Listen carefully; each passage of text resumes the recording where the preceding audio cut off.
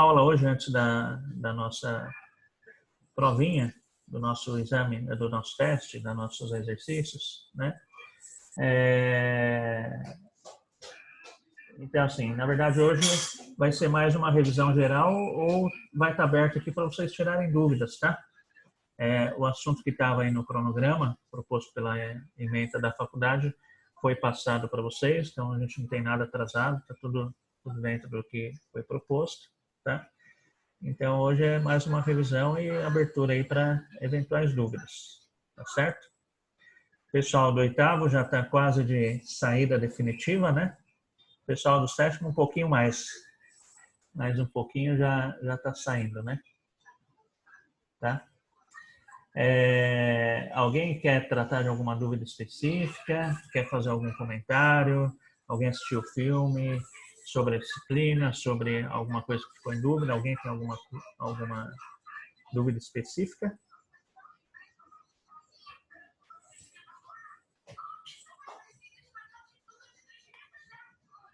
Gente, vocês estão aí? Vamos, professor. Aí? Professor Anderson, a prova do senhor, a N2 vai ser igual a N1? O senhor vai disponibilizar no horário da aula? Isso. Será disponibilizada no horário da aula, tá? Ok? Se alguém for mal, né, se alguém não tiver nota suficiente para estar passando, aí eu vou ver se a tempo hábil, provavelmente está, mas para ver se eu dou um trabalhinho especificamente para essas pessoas que eventualmente precisarem de nota, tá? Isso daí foi até pedido de alguns alunos, até de outras turmas também. O pessoal está um pouco cansado aí nessa questão de aula remota, essa situação de pandemia, né? Então, o trabalhinho específico aí vocês fizeram aí o trabalho, tem até dia 20 para estar me entregando, né? O trabalho daquela resenha do filme, mas aí se faltar alguma coisa a gente vê se tem tempo hábil aí para quem precisar, tá? Então não será para todos. Para quem precisar, eventualmente está fazendo um trabalhinho para ver se a gente consegue antecipar aí o término do semestre nessa questão de composição final da nota, tá bom? Ok? E a prova vai valer 7, né? Isso eu não lembro o peso de cabeça, porque cada turma é um, mas o de vocês acho que é isso daí mesmo, tá? A prova 7, o trabalhinho que a gente vai passar para o senhor da resenha vale 3. Isso, tá? Ok? E tem aquele ponto ainda, né, professor? Isso, quem assistiu lá a live a semana passada, aí se precisar vai estar tendo esse pontinho também, tá? Ok?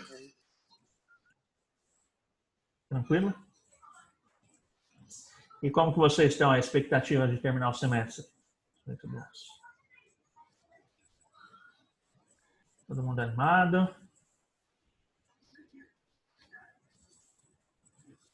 Sim. Bom, vamos lá. Deixa eu compartilhar a tela aqui.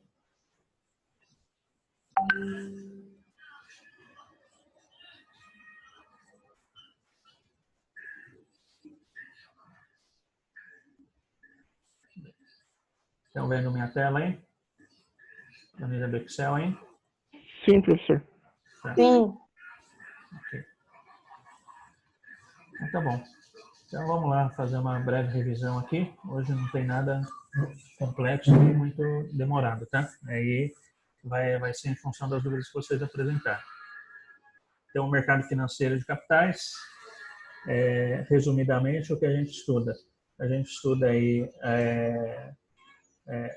as políticas que o governo faz uso para estar controlando o processo de intermediação financeira,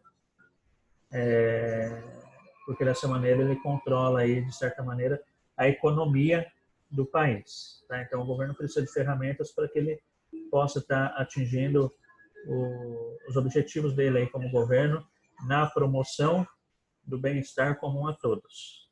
Então, qual é o objetivo de um governo instituído no país, gente?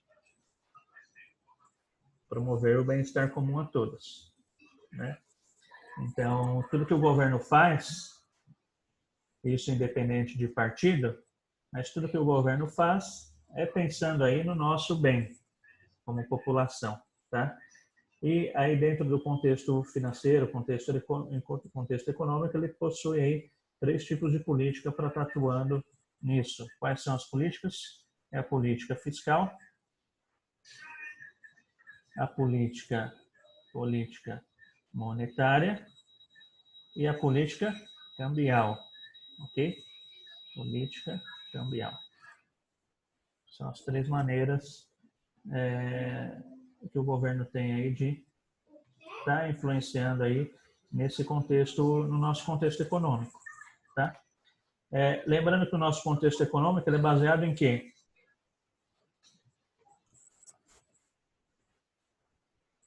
O nosso sistema econômico o alicerce dele está baseado em quê, gente?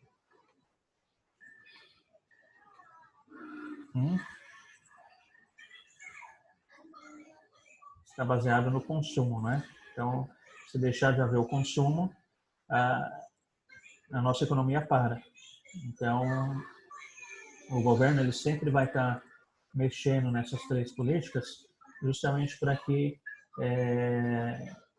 promova o consumo sustentável da economia. Tá? O que significa esse consumo sustentável? Não tem nada a ver com ecologia. Sustentável dentro do contexto econômico. Então, esse sustentável é manter um nível saudável de consumo. Tá? Mas se a nossa economia é baseada no consumo, então por que não acelera para ter muito consumo? Por que não, gente? Qual o problema do nosso país para que se acelere aí essa questão do consumo? Quem lembra? O país não tem a capacidade para produzir tudo que é consumido. Isso, exatamente. O Brasil, especificamente, não tem capacidade de consumir. Porque o consumo maior acelera a inflação. Isso, exatamente. Exatamente isso. Tá? Então, apesar da nossa economia ser baseada no consumo, tem que ter contrafreios aí justamente para estar, quando esse consumo se acelera muito, o governo criar maneiras aí de frear isso, porque vai gerar inflação. E essa inflação gera-se porque a gente não tem capacidade de produzir tudo o que eventualmente as pessoas viessem a consumir. Então, nessa situação, se as pessoas passarem a consumir muito num sistema que tem num país que tem um sistema de produção limitado, então tenderá a haver o quê? A inflação. Tá certo? Ok? Então, é o governo, quando se fala nessa questão de consumo sustentável, levando em consideração esse quesito, tá? Levando em consideração esse quesito aí de, olha, não pode consumir muito, senão vai inflacionar. Só que tem que manter um nível mínimo de consumo também para quê? Para que se tenha emprego, para que se gire a economia, para que os recursos estejam ali disponíveis para todos. Tá certo? Ok? Tranquilo? Certo? Então, o governo vai fazer uso da política fiscal, política monetária e política cambial. Resumidamente, a política fiscal vai tratar do quê?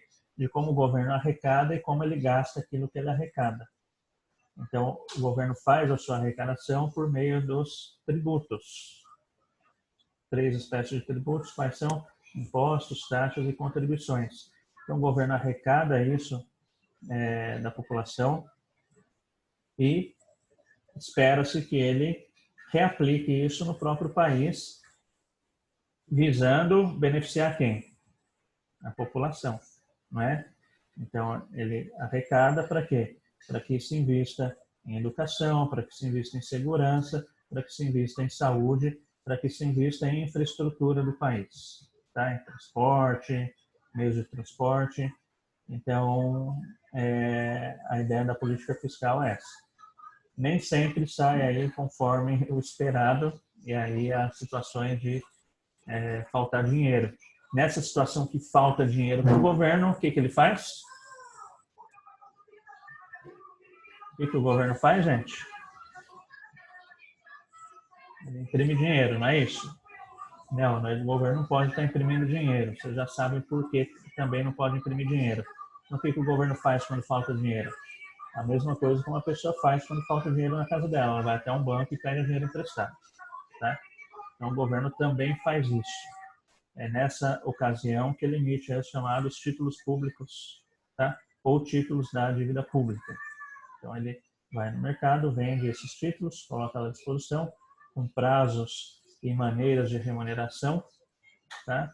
E as pessoas que têm interesse vão lá e fazem essa compra, o governo arrecada o dinheiro e vai financiando aquilo que ele tem que financiar, que é saúde, educação, segurança, transporte, certo? Ok? E aí o governo tem as maneiras de estar mexendo aí na política fiscal. Então, política fiscal restritiva seria as situações que o governo adota dentro do contexto de política fiscal, que ele tem a intenção de esfriar um pouco a economia, vamos chamar assim, tá? E política fiscal expansionista, que seria as situações em que o governo tem a intenção do quê? De esquentar a economia, tá? Esquentar entre aspas. Então, exemplo de política fiscal restritiva. Exemplo de política fiscal restritiva, gente. Qual seria um exemplo na prática? O aumento da taxa de juros? Um aumento da taxa de juros. Na verdade, o aumento da taxa de juros, ele não tem a ver aí com a política fiscal, mas sim monetária, tá? Tá correto, mas é monetária. Dentro do contexto fiscal, por enquanto. Um exemplo de política fiscal restritiva.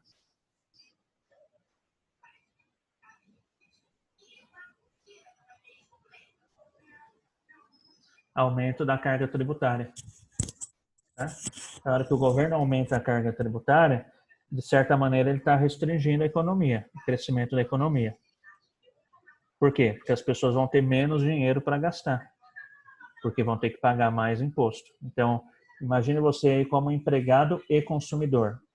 Então, se o governo aumenta a carga tributária, vamos pegar um imposto aí como exemplo, imposto de renda. Então, passa-se a descontar mais no seu salário a título de imposto de renda.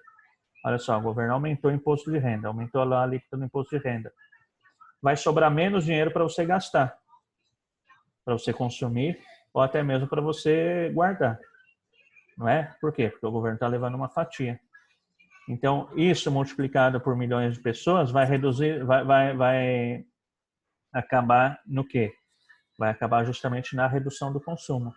Por quê? Porque parte da sua renda foi dispensada aí para o governo, ok? Então, sobrou menos dinheiro para você consumir. Então, aí foi um exemplo no imposto de renda, que é direto no seu salário, mas também pode ter aí aumento de imposto nos produtos. Então, o governo quer aumentar imposto em determinado produto, então há uma tendência do consumo daquele produto diminuir também, tá? Então, isso é o quê? Política fiscal restritiva. E um exemplo de política fiscal expansionista.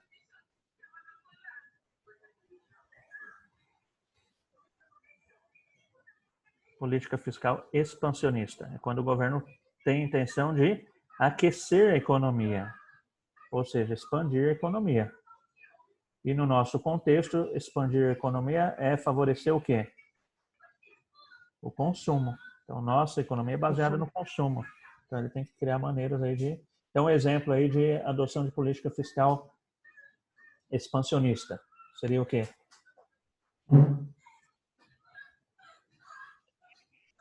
Redução da carga tributária. Tá? Então, a gente teve alguns anos atrás, não sei se vocês lembram, mas... reduzido? Oi? Não entendi? Subsídios, né? que- A determinadas áreas. Isso, subsídios. É chamado de subsídios, tá? Então, esses subsídios é uma redução temporária, tá? Ou até mesmo permanente aí para determinados segmentos que o governo tem interesse em manter ou aumentar o consumo. A gente teve aí um tempo atrás, não lembro o ano exatamente, mas foi na época, acho que da Dilma, né? Eles diminuíram lá, era o Guido Mantega, não era o ministro da Economia, se chamava ministro da Fazenda. Ele era o ministro da Fazenda, então o Guido Mantega ofereceu aí a redução do IPI para os produtos linha branca e para a indústria automobilística. Então o governo tinha interesse em manter esse segmento da economia em alta. Ele foi lá diminuir o IPI dos carros, mais pessoas passaram a comprar carros. O carro ficou mais barato. Tá? A linha branca eram os eletrodomésticos. Linha branca são os básicos, né? Então, lava-roupa, geladeira. Então, ele pegou e diminuiu o imposto nesses tipos de eletrodomésticos justamente para que se aumentasse o consumo desse tipo de bem. Tá? Era o interesse do governo na época. Política fiscal, expansionista. Certo? Política monetária, o governo vai estar tentando controlar o quê? O volume de dinheiro em circulação dentro de um país. Simples assim, né? Então, ele vai estar tentando controlar esse volume de dinheiro em função dos interesses que ele tem para promover o bem-estar a todos nós aí, cidadãos do país, tá? Então, da mesma maneira, existe a política monetária expansionista e a restritiva. Exemplo de política monetária expansionista. Quem poderia dar um exemplo aí? Ele é um apoiador de primeira hora do presidente Jair Bolsonaro. Tem alguém falando aí do governo aí, ó, na TV. Abaixa o som aqui, ó. Isso aí. E aí, exemplo de política monetária expansionista?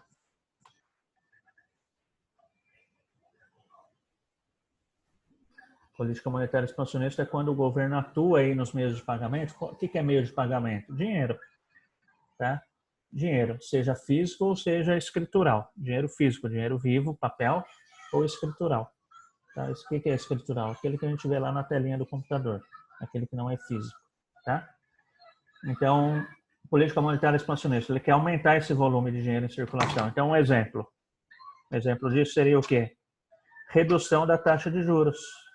Então, se reduz uma taxa de juros, há uma tendência das pessoas consumirem mais, não é? Então, você como consumidor final, você está querendo comprar aquela sua casa ou aquele seu carro e o governo baixou os juros. Você fala, opa, agora eu vou pegar esse dinheiro emprestado. Por quê? Ficou mais barato. Então, olha só, a hora que as pessoas reagem a isso, está tendo mais dinheiro em circulação no país. Tá vendo? O governo influenciou ali nos meios de pagamento. Está tendo mais dinheiro em circulação. Tá? Da mesma maneira lá também o empresário. Então, o empresário, ele viu que diminuiu a taxa de juros, ele fala, bom, que legal que diminuiu, então vou lá no banco pegar dinheiro emprestado para montar o meu negócio. Então, há uma tendência dos empreendedores se sentirem mais à vontade para pedir dinheiro emprestado para o banco para abrir os seus respectivos negócios. Com isso, né, então abrindo mais negócios, gera-se mais o quê? Empregos. Tá? Então, isso daí seria o quê? Diminuição da taxa de juros, exemplo de política monetária expansionista. Tá? Ok? Exemplo de política monetária restritiva, ao contrário. Então, um exemplo seria aumento da taxa de juros, que o Anderson tinha falado, né, Anderson? Taxa de juros entra aqui. Então, na prática, a hora que o governo aumenta a taxa de juros, vai ter menos dinheiro em circulação no país. Por quê? Porque é uma tendência das pessoas segurarem mais o dinheiro, né? Então, aquela parcela da população que não tem dinheiro, que precisa pegar dinheiro emprestado para fazer o seu consumo, com os juros mais altos, o que ela vai falar? Há uma tendência dessas pessoas falarem, bom, eu vou esperar, já que os juros aumentou, eu vou esperar. Então, na prática, essas pessoas deixam de consumir, não é? Então, deixam de consumir, dá uma esfriadinha ali na economia, tá? E da mesma maneira, isso daí afeta também as pessoas que têm dinheiro, que não precisam pegar dinheiro para comprar as coisas dela, né?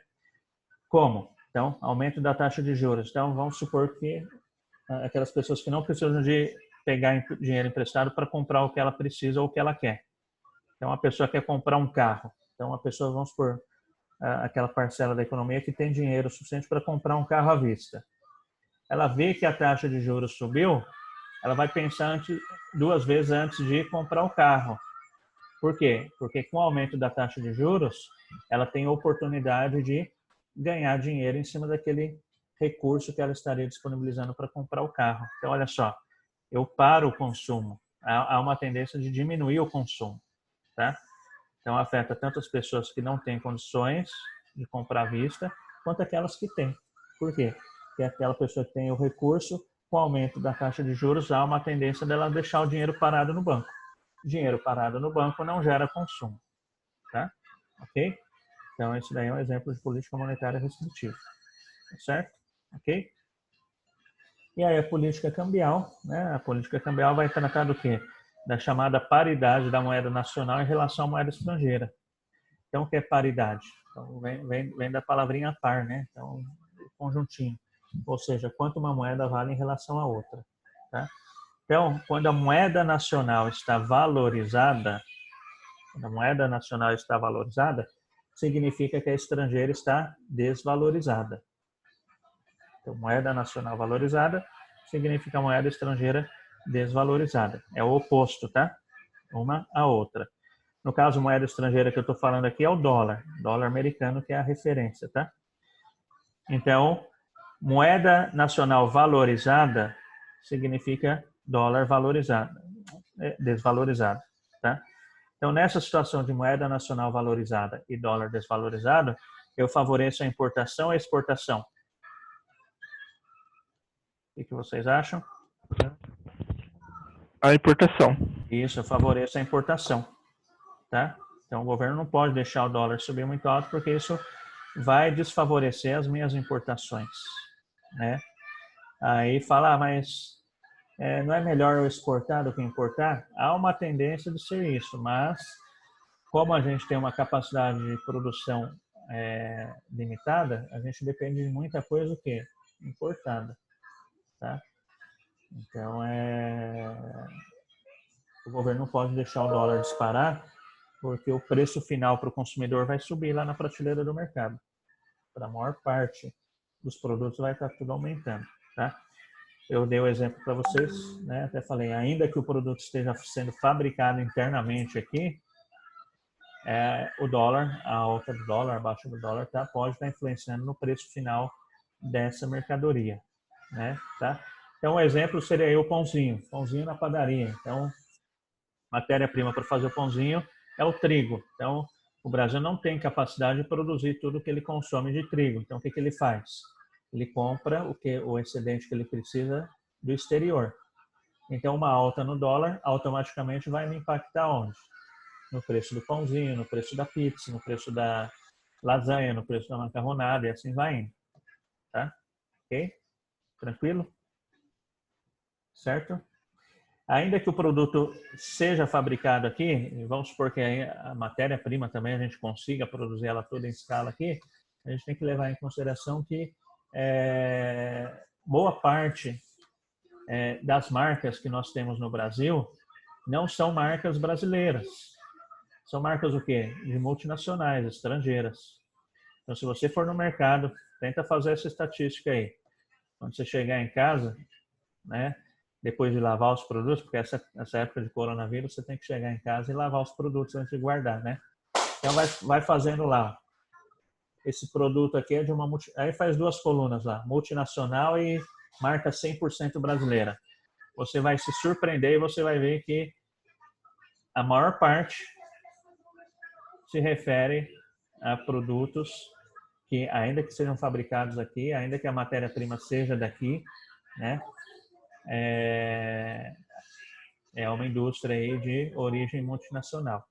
Então, se é uma indústria multinacional, ela vai reagir à variação do dólar, ainda que o produto seja fabricado aqui. Por quê? Porque essa multinacional tem que remeter lucro para onde? Lá para fora. Então, se o dólar subir, vai chegar uma hora que ela vai ter que repassar o preço, o aumento desse dólar no preço final da mercadoria para continuar remetendo a mesma quantidade de lucro que ela remetia lá para sua sede no exterior. Tá certo? Ok? Então, isso tem a ver aí com a questão de marcas, né? Aquela questão intelectual, né? Então, para a gente fazer um sabão em pó, a gente precisa aí de alguém lá do exterior que teve que pensar, ó, a fórmula para fazer um sabão em pó para você lavar roupa, essa e aquela. Né? A gente não chegou aí a uma fórmula Então a gente precisa aí de ter indústrias que têm esse know-how para vender para a gente, ainda que seja fabricado aqui. Tá? Ok? Tranquilo? E a moeda nacional desvalorizada, ou seja, a moeda estrangeira, ou seja, o dólar valorizado, favorece quem? Os exportadores. Tá? Então, exportador, eu gero emprego direto aqui no Brasil. Então, há uma tendência disso ser favorável, mas, lembrando, é uma faca de dois gumes, principalmente na questão do Brasil, porque a gente não pode pisar muito nessa questão aí de desvalorizar o real, porque a gente vai atrapalhar as importações, a gente depende muito de importação. Então, o governo fica nessa gangorra aí, nessa linha tênue entre tentar equilibrar essa questão da variação cambial, tá certo? Ok? A ideia é que essa variação cambial ela decorra aí de ações naturais no mercado. Então, o que seria? Em função da oferta e da demanda da moeda estrangeira, tá? Mas as situações, vocês já devem ter ouvido falar no jornal, que o governo entra para intervir, tá? Então, como que ele entra para fazer essa intervenção? Ele faz lá os chamados leilões de dólares, tá? Que são aquelas operações de swap que a gente viu aí na última aula. Tranquilo? Tá certo? Então esse é o resumo aí das 3 políticas que o governo faz uso para estar tentando equilibrar a economia. Ok? Tá? Então assim, considerando que a nossa economia é baseada no consumo, eu não consigo falar e escrever ao mesmo tempo. Intermediação financeira. Isso, intermediação financeira. Então, considerando que a nossa economia é baseada no consumo, há necessidade de que o governo promova aí meios e maneiras de haver a intermediação financeira. Por quê? Mais uma vez, como a gente nossa economia é baseada no consumo, então eu tenho que ter meio para que as pessoas façam consumo. Tá? E para que as pessoas façam consumo, elas têm que ter o quê? Recurso, tem que ter dinheiro. E a gente sabe que tem muito mais pessoas na economia que não têm recurso do que ao contrário. Então, o que o governo tem que fazer? Ele tem que criar meios confiáveis e seguros para promover a intermediação financeira. Como o próprio nome já sugere, intermediação. Tá? Então, é o quê? Pega dinheiro de quem tem e passa para quem não tem. Pega dinheiro de quem tem e passa para quem não tem. Ah, esse dinheiro é dado? Não, não é dado. Tá? Mas o que o banco faz nada mais é do que a intermediação financeira. Por quê? Porque quem deixa o dinheiro guardado no banco é aquele agente da economia que tem recurso excedente. Na hora que você deixou o dinheiro guardado lá no banco, na poupança, significa que você fez sobrar. Independente do sacrifício que você fez para sobrar, mas sobrou. Então, você é considerado agente excedente da economia. Tá? Então, na prática, o que o banco vai fazer? Ele vai pegar aquele recurso seu e vai emprestar para quem não tem. Então, você foi lá, deixou o dinheiro emprestado, né? Significa que você é um agente excedente. E eu sou o agente deficitário. Eu não tenho os recursos que eu preciso. E eu quero muito comprar um carro. Então, o que eu faço? Eu vou lá no banco e pego o dinheiro emprestado. Tá? Boa parte do dinheiro que o banco vai estar me emprestando é dinheiro desses depositantes que deixaram o recurso lá. Então, olha só, dessa maneira eu favoreço o quê? O consumo de toda a população. Ainda que a pessoa não tenha recurso, ela também faz parte dessa roda gigante aí de consumo. Estão percebendo? E aí eu favoreço o consumo. Então, essa é chamada intermediação financeira. Então, as instituições financeiras, o banco que você tem conta, na prática, ele faz uma intermediação financeira. Tá certo? Ok? Tranquilo? Os bancos, as instituições financeiras que fazem captação de recursos por meio de depósito à vista, elas são chamadas instituições financeiras bancárias, instituição financeira bancária ou monetária. Tá? Ou seja, são aquelas empresas que fazem captação de recursos à vista. Tá? E aí tem as chamadas instituição financeira, não bancária, ou não monetária. Não monetária, tá? O que elas fazem? Elas não fazem captação de recursos à vista. Não captam recursos à vista, tá?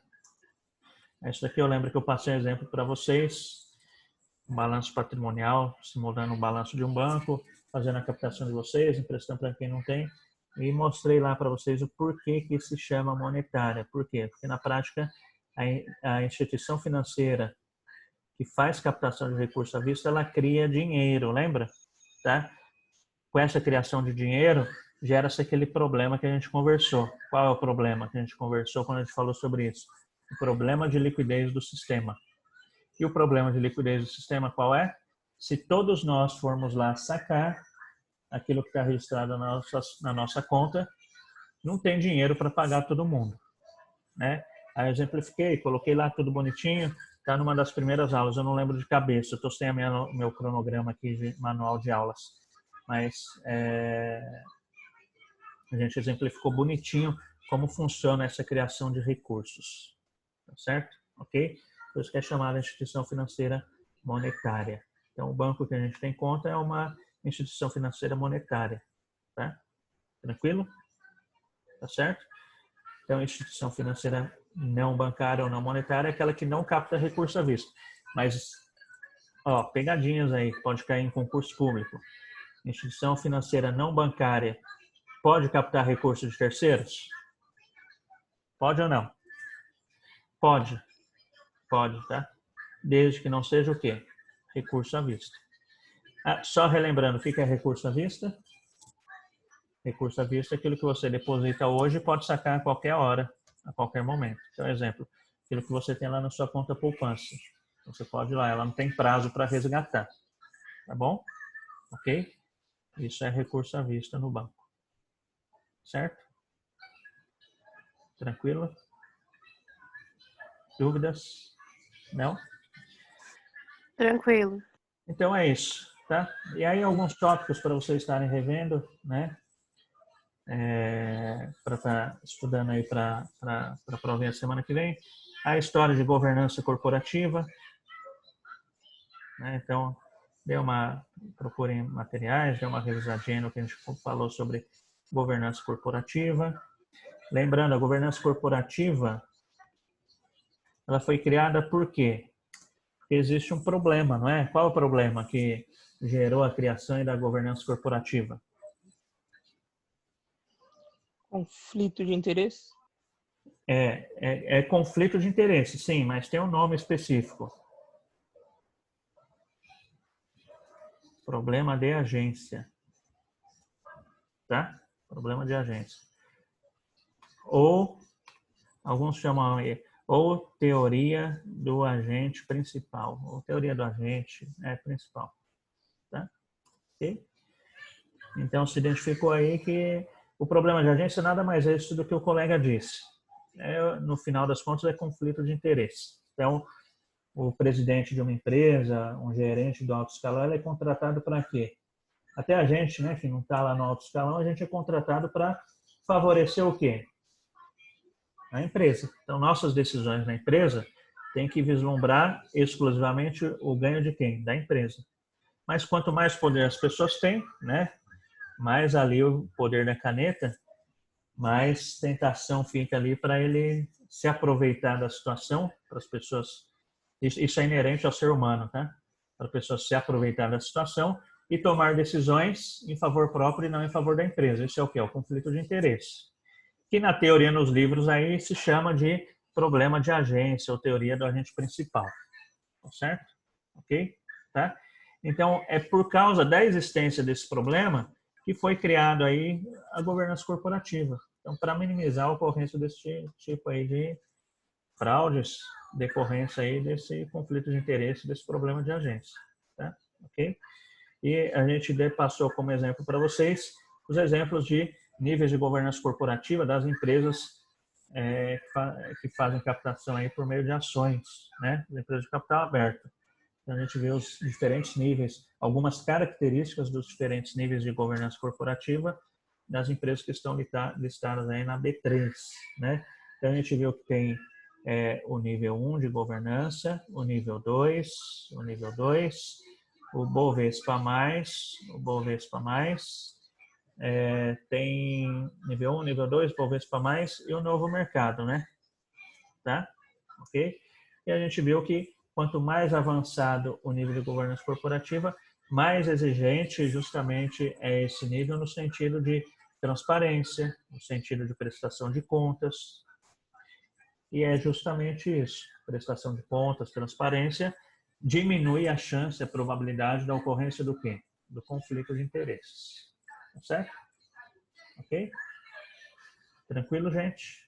Dúvidas? Então, depois dê uma olhadinha em governança corporativa, né?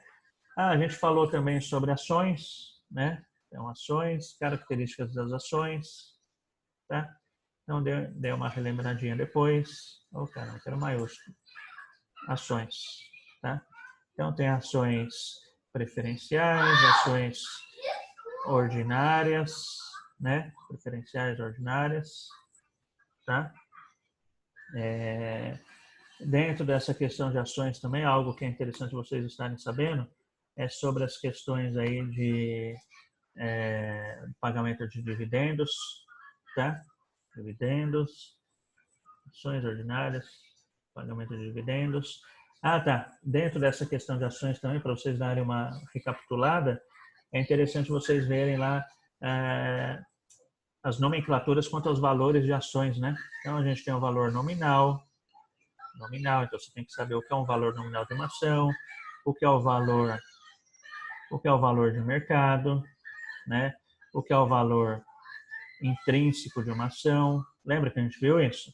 Intrínseco, tá? Valor nominal, valor de mercado, valor intrínseco, valor patrimonial também, valor patrimonial, tá? Então, dê uma recapitulada, para vocês lembrarem aí as características quanto a essas nomenclaturas aí. O que é um valor nominal, o que é do mercado, o que é intrínseco, o que é patrimonial, tá? Tem lá o valor de liquidação também, né? Falei para vocês. Tá certo? Tranquilo? Então é isso. Aí a gente falou depois sobre a Bolsa de Futuros, né? Então, o que se negocia na Bolsa de Futuros. Dentro da Bolsa de Futuros, a gente viu aí commodities, né? Tá? Commodities. E aí a gente viu também o que dentro da Bolsa de Futuros, gente? O que mais aí que vocês lembram? Gente.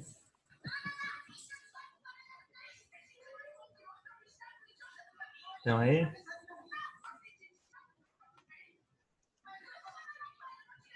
Mercado a termo? Isso, então a gente viu lá. Mercado a termo, não é isso? Mercado a termo, o que mais? Mercado futuro, o que mais? Opções e swap, né? Tá? Lembra? Ok? Então, o mercado a termo, resumidamente, é o quê? Você faz uma negociação lá para o futuro, você faz hoje uma negociação para que ela ocorra lá no futuro, mas já com os termos definidos hoje aqui. Por isso que chama mercado a termo. Então, quais são os termos da negociação daquilo que vai ocorrer lá na frente? Então, você já deixa estabelecido o preço daquilo que você vai pagar. Por isso que chama mercado a termo. Certo? Ok? A gente vê as vantagens e desvantagens disso. Mercado futuro, como o próprio nome já fala também, você negocia hoje o compromisso de comprar ou vender algo lá no futuro. Né? A diferença do a termo é que esse futuro vai ser o preço daquilo que tiver lá no futuro. Vai ter a variação daquilo no futuro. Vimos as vantagens e as desvantagens disso também. Né? Vimos as opções. Então, resumidamente, as opções seriam o quê? Você pode comprar uma opção, você pode pagar ali, né, para ter uma opção de optar de lá no futuro comprar ou não. Então, no mercado a termo, no mercado futuro, chegou lá na data combinada, você tem que honrar aquilo que você fez. Tá? Aquilo que você tanto venda quanto compra. Tá? Na opção, não. A opção, você compra a opção, você compra, na verdade, a preferência de estar executando aquela venda ou aquela compra do que você está fazendo, tá? Então, vimos as vantagens e desvantagens e as operações de swap, que nada mais é do que troca de índices. Quando você tem dívidas aí, que você acha que você pode estar correndo risco, tá? Então, você pode estar trocando no mercado esses índices indexadores da dívida que você tem, tá certo? Ok? Bom, resumidamente é isso, né? Tá? Então, ações, níveis de governança, aqui dentro de tudo isso daqui tem bastante história, mas o resumo do que a gente traçou foi isso daqui, tá certo? Ok?